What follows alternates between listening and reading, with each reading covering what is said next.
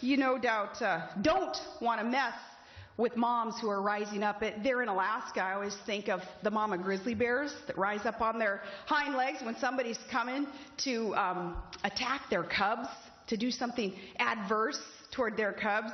No, the mama grizzlies, they rear up. And, you know, if you thought pit bulls were tough, well, you don't want to mess with the mama grizzlies. Well, that was former Alaska Governor Sarah Palin back in May 2010 talking about the impact mothers have on society and on politics as well. So will 2014 be more about mama grizzlies or more about the Carrie Bradshaw types? Here's an interesting take from Democratic pollsters who argue for a laser focus by progressives on specifically single ladies, or rather unmarried women, a big group. Their argument is summed up this way.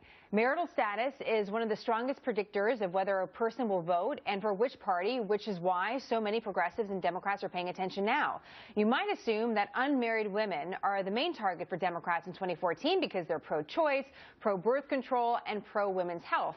While it's true, these women are pro-choice. Our research shows that what motivates them to vote on economic issues, particularly those that affect working women and mothers. It's about the economy. The argument is that these economic issues will get these unmarried women to the polls and help the Democrats lock down 2014.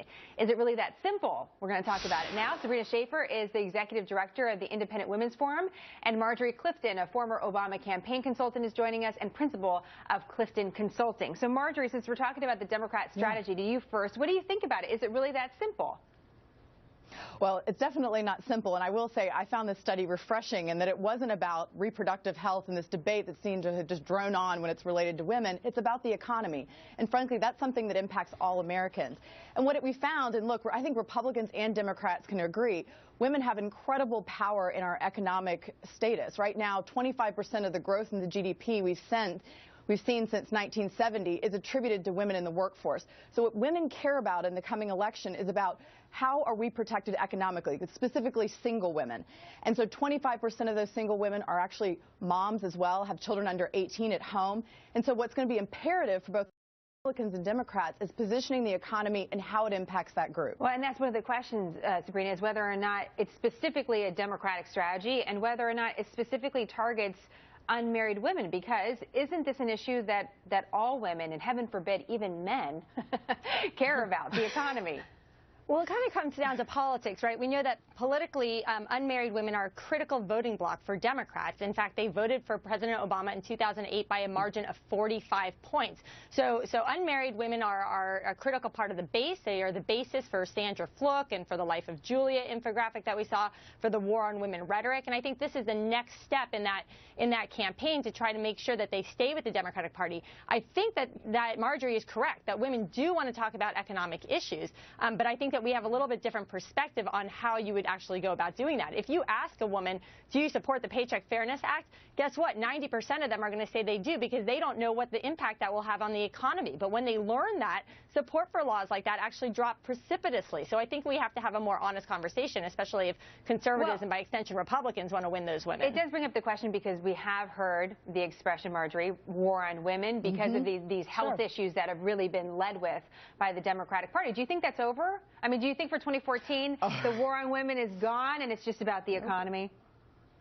Oh, no. I think it'll continue, and I think it's, again, as Sabrina said, there's a lot of value in this block of voters. I mean, 58% of the Democratic votes in the Virginia race that happened last year were that group of unmarried women. And as Sabrina pointed out, 2/3 of unmarried women voted for Barack Obama. So I think that war on women will perpetuate, but I think that it does a disservice to all women to couch it as a war, because issues that impact women impact everybody. And frankly, you know, things like the Paycheck Fairness Act are actually impact everyone in a positive way as well. And I think polarizing them or misrepresenting them as something that is unfair to business, unfair, is actually not the truth, because the economic value of women in the economy is absolutely imperative to everyone. I'm curious what you both think, because when we talk about women in politics, we often talk about these women like they're strange, exotic creatures that no one can figure out. They exactly. Are. Oh, John. Oh, they John. Are.